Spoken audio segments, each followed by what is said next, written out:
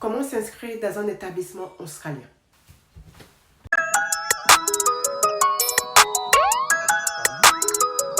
Pour s'inscrire dans un établissement australien, il faut absolument que l'établissement que vous avez choisi soit accrédité par le CRICOS. Le CRICOS, c'est tout simplement en fait les établissements qui ont en fait la possibilité de pouvoir recevoir des étudiants, en tout cas étrangers. Allez chercher ces établissements-là qui sont bien sûr accrédités par le CRICOS.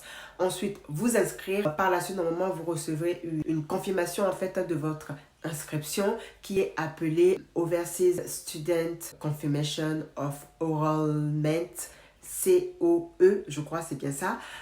En fait, il prouve tout simplement que voilà, vous êtes inscrit et que vous avez payé en fait le premier trimestre en fait de votre année scolaire.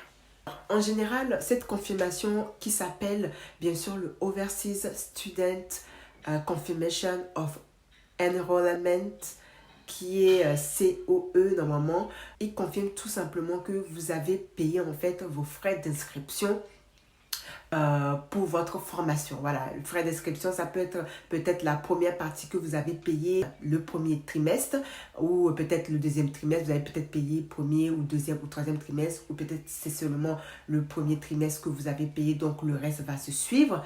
Donc également, on vous fournit un numéro qu'il faut vraiment garder en amont parce que vous en aurez besoin, en tout cas pour votre constitution de visa étudiant australien. Le numéro que vous allez recevoir en fait, c'est tout simplement le numéro du dossier en fait, qui prouve que voilà, vous êtes en processus en fait concernant votre démarche. Et en fait, ce numéro là s'appelle le Transaction Reference Number, qui est tout simplement en fait le numéro de votre référence pour pouvoir suivre en fait l'évolution, les procédures en fait de votre demande de visa australien.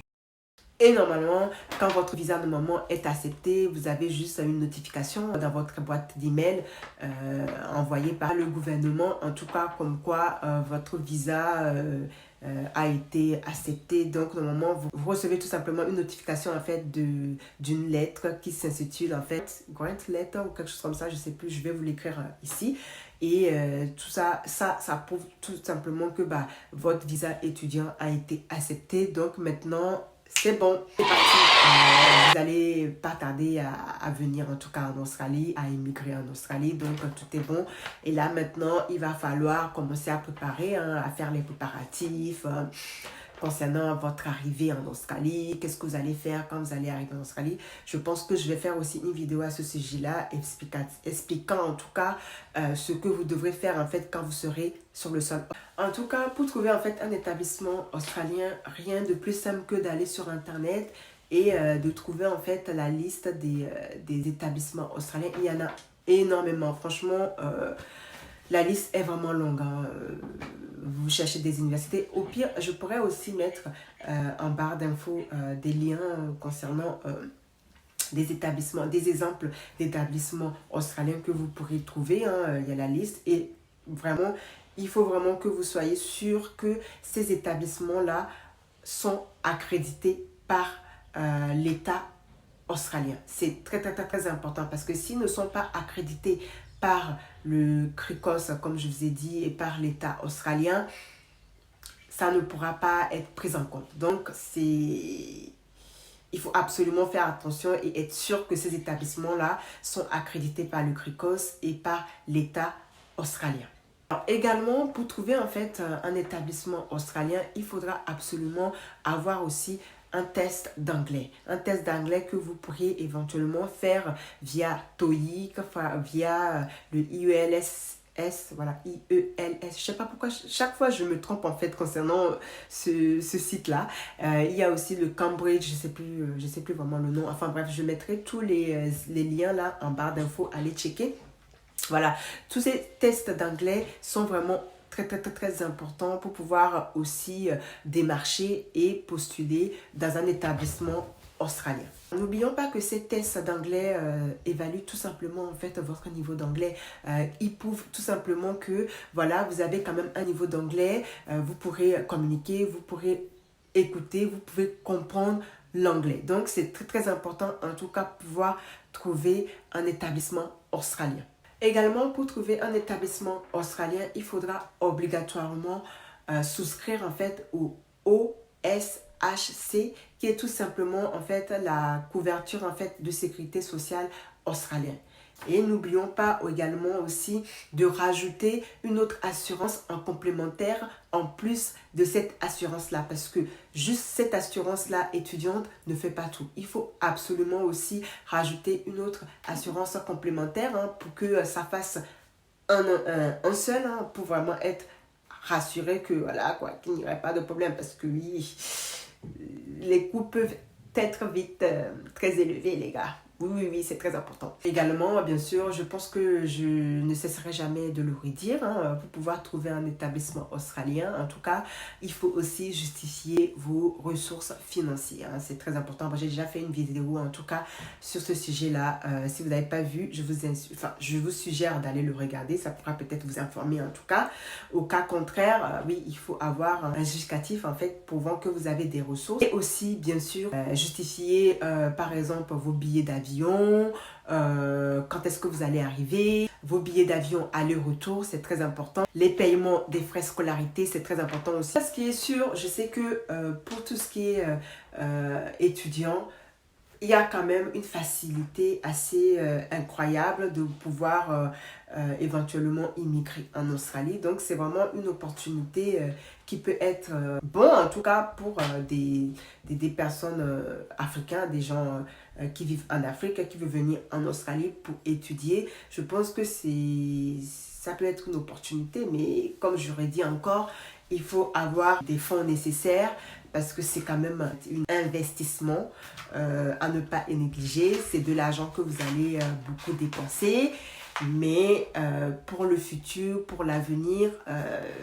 ça peut être que avantageux pour vous. Donc, il faut quand même prendre ça en note que vous avez quand même un fonds. Tout ce qui aussi, il faut prendre en compte, c'est que vous n'êtes pas obligé en fait d'avoir un diplôme vraiment supérieur, on va dire, pour pouvoir être étudiant en Australie.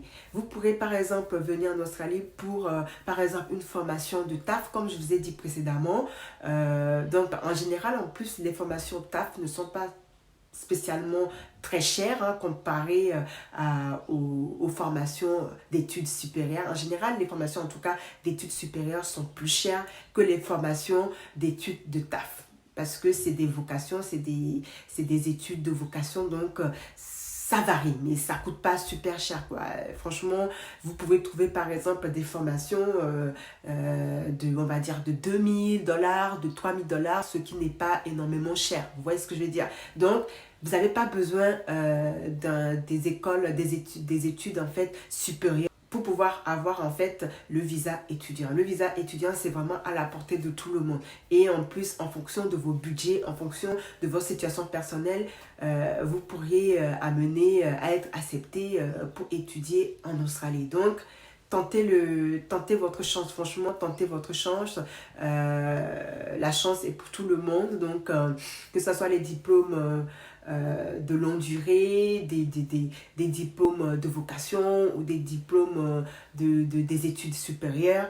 Franchement, vous avez l'embarras de choix, vraiment. Et surtout, faut pas que les prix vous retiennent en fait, parce que les prix sont en général, il y a des formations moins coûts et il y a des formations aussi de coûts.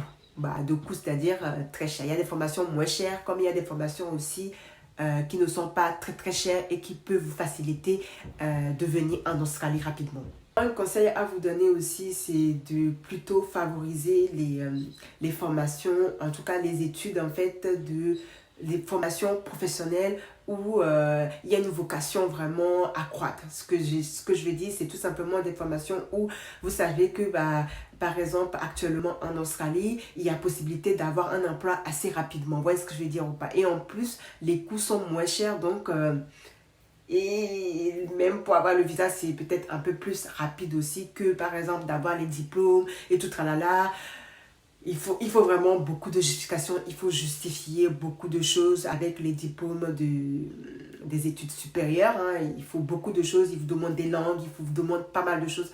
Alors que pour tout ce qui est vocation professionnelle, les conditions sont quand même moins. Voilà, elles ne sont pas élevées comparées aux études supérieures. Donc, la balade à votre camp. J'espère vraiment que la vidéo vous a vraiment informé concernant comment faire en tout cas pour trouver les établissements, les étapes en tout cas que j'ai expliquées. J'espère vraiment qu'elle vous a donné des informations. Si vous avez peut-être d'autres questions à me poser, posez-le en dessous de la vidéo. Parce que bien sûr, n'oubliez pas, je ne réponds pas aux emails, n'est-ce pas?